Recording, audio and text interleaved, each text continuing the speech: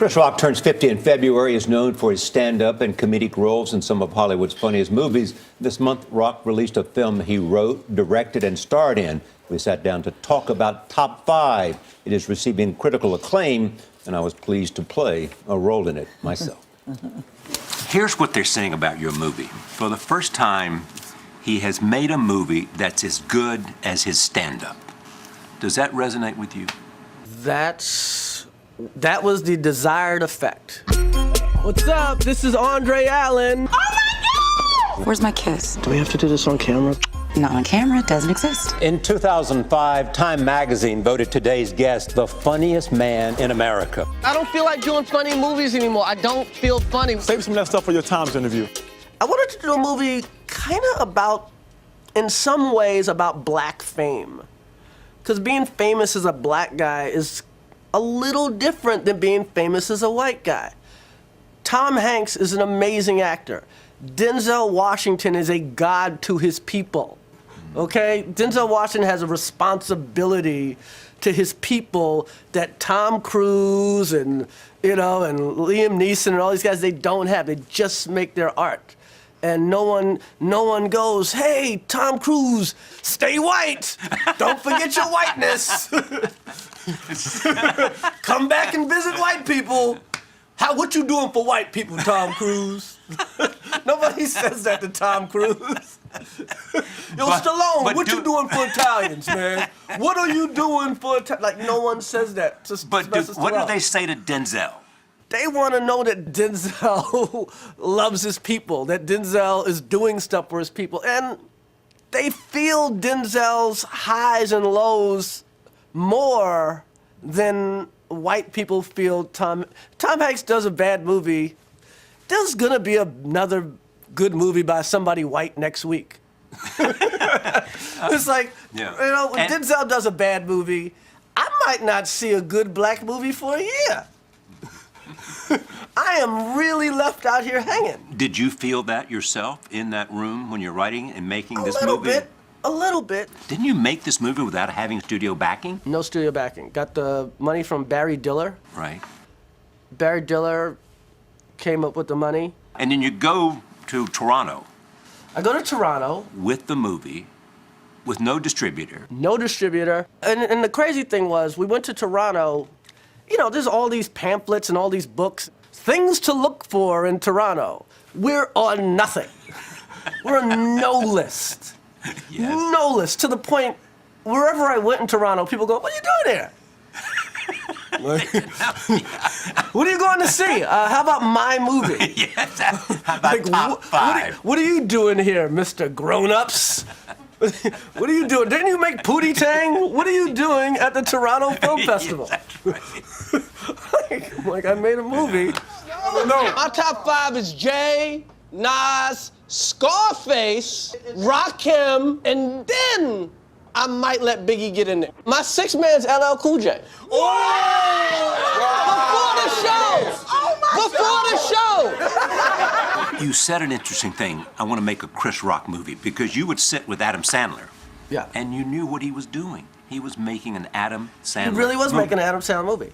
But with men, I always say, men always dress like, we always get our fashion sense from whatever friend gets laid the most.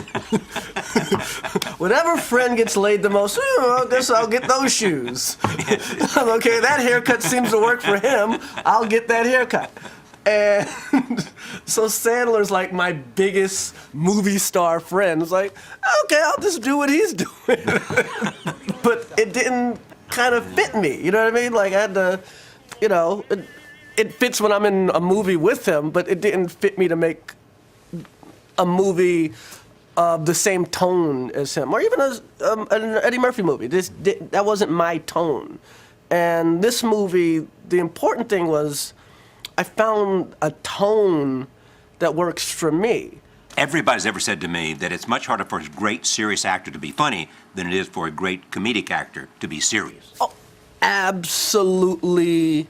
Hey, I saw Gone Girl the other day, right? Gone Girl's amazing, right? It's amazing. But if you took Adam McKay, who directed Anchorman, and had him direct, and you let him direct Gone Girl, right? Now you take David Fincher and have him direct Anchorman. Who's going to get closer to the finished product? Adam McKay is going to do Gone Girl. It'll be okay. It's not going to be as good as Fincher, Yeah. but you'll get from A to B. Right.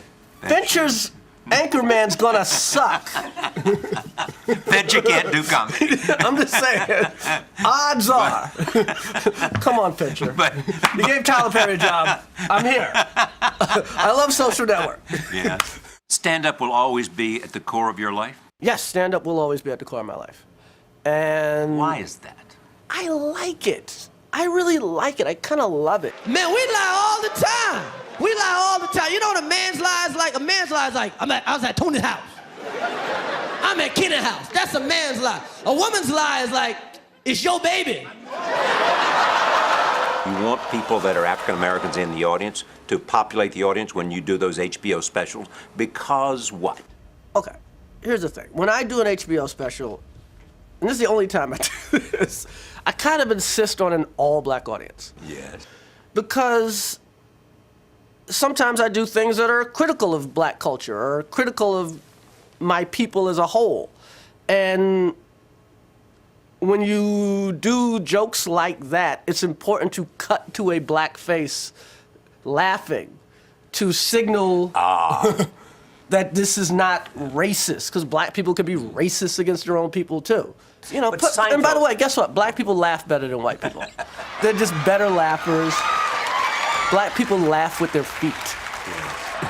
When you hear black people laugh and you hear, you know what I mean? When black people are really into it, it's the mouth, the belly, and the feet. Where white people kind of just laugh from the neck up. All my black friends have a bunch of white friends. And all my white friends have one black friend. Seinfeld says you can do race better than anybody else because you can approach it better, that you can put it in a way that people get to the truth of race in America better than most.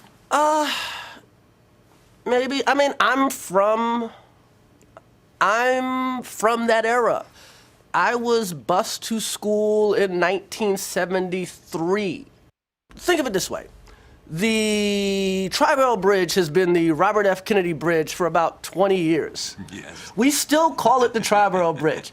So when you pass a law, it takes like 20 years before, even though it's illegal to do certain things, it takes like 20 years or 30 years for people to like really get acclimated to things. So yeah, I got bused to school. I was called nigger all the time, you know, by students, teachers, janitors. So I know it. I really, really, really, really know it. There ain't a white man in this room that would change places with me. None of you. None of you would change places with me, and I'm rich. What's interesting, Louis C.K. told me once that it takes about 15 years to get really, really good. You were really, really good pretty early, weren't you? I was Not really, really, good. but good. Yes, exactly. I was good, you know, a club level of good. Yeah, right. Pretty early. But it did take about 15 years for me to become, you know, a guy good enough to get on a Charlie Rose show. You know, I made money before Or I got... to get him to be in your movie, for Yeah, God's to sake. get Charlie Rose in my movie. You know how good I had to get to do that, you know?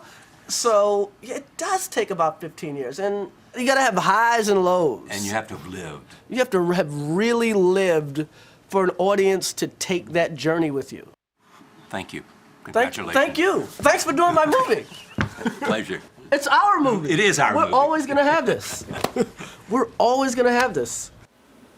We'll always have it. He's so smart, so funny. And it actually, you opened the movie, that Chris Rock movie. And when I went to the premiere, Nora, I was taking pictures in the theater to capture Charlie. Some people who shall remain nameless, Chris Lick, said it was very annoying. But I just wanted to capture that moment. Yeah, there was a flash involved. It could have been annoying. But he's so smart, Charlie, and so funny. Absolutely. I mean, he achieves in this movie what I mentioned there. Yes, he He's does. as good at directing and acting in a film as he is in his stand-up, Yes. which says a lot. Yeah. And Rosario Dawson is great in his movie, too. Brilliant. Very well done. It's in the theaters. Top 5 is in the theaters.